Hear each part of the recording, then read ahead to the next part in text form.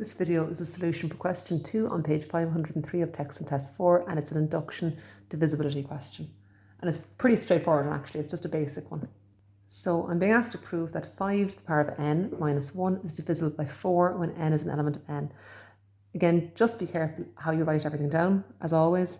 Make sure this minus 1 is clearly a number by itself and not part of the exponent. Because we're dealing with induction, we're going to go through the same procedure as normal: P1, PK, PK plus 1, conclusion. P1, so, just involves me substituting 1 in for n. And I can just evaluate this straight up and it comes out as 4.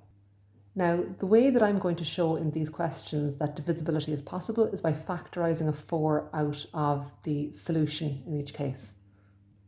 So in this case, I'm going to write 4 as 4 times 1. So that clearly shows that 4 will divide into 4, giving you 4 by 1. 1 being the other factor. So I can state that proposition 1 is true. Okay, let's try the scenario so where we've got k, and of course don't forget we're going to be assuming k to be true. So I'm starting by just substituting in the k, and I can't really evaluate this because I don't know what k is, but I'm going to assume that this statement is divisible by 4. Now we saw in the previous line that when we had a number that was divisible by 4, it could be split up in two factors, the 4 and the other factor.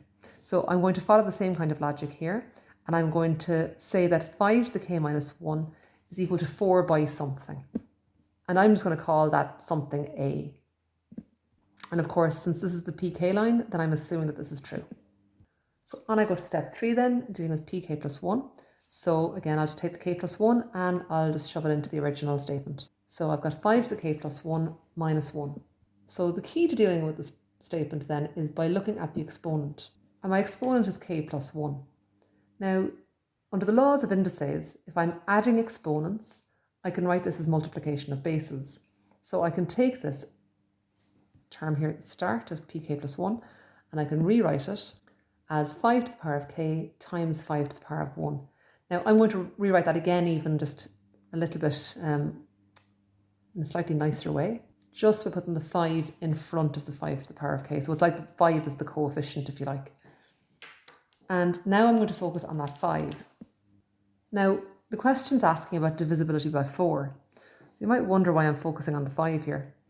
Well, what I'm going to do is I'm going to take this number, this coefficient, and I'm going to split it up. And I'm going to make sure that I split it up into 4 that I'm interested in here and whatever's left. So I'm splitting it up into 4 and 1. And what that's going to look like will be 4 times 5 to the k plus 1 times 5 to the k minus 1. Minus 1 is just carrying on down each time. At this point, I recognise this particular part of my statement from pk. I've got 5 to the k minus 1 here. That's the same as 1 times 5 to the k minus 1. So I'm going to replace that with the 4a from my statement in pk.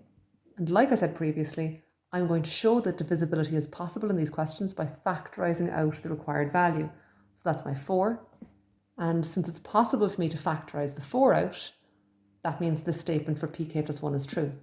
And then we wrap up in the standard way. And job done. Divisibility questions are actually quite nice. There's a little bit less work in them than the algebraic ones. And we're able to evaluate our P1. Make sure to indicate divisibility by writing as factors. Substitute in, and don't forget indices to split up the term with the index, and then split again when you get to the coefficient to include the desired number.